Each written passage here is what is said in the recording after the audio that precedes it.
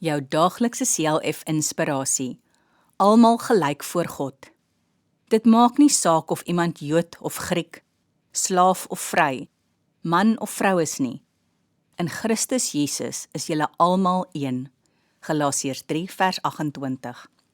Ek wonder of jy al gehoor het dat mense vertel dat mense van spesifieke nasies of stamme nie in die hemel sal kom nie. Hulle redenasie is dat daardie mense te veel verkeerde dinge doen en dat God hulle nooit sal aanvaar nie. Dit is nie die waarheid nie. Hier lees ons vandag dat alle mense gelyk is voor God. Wanneer iemand vir Jesus as sy verlosser aanneem en glo dat Jesus vir sy sondes gesterf het, het hy of sy die ewige lewe.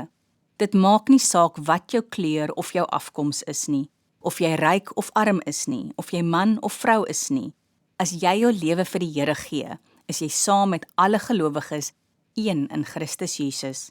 Ek en jy moet elke dag bid vir mense wat nog die verkeerde begrip het van wie God se kinders mag wees.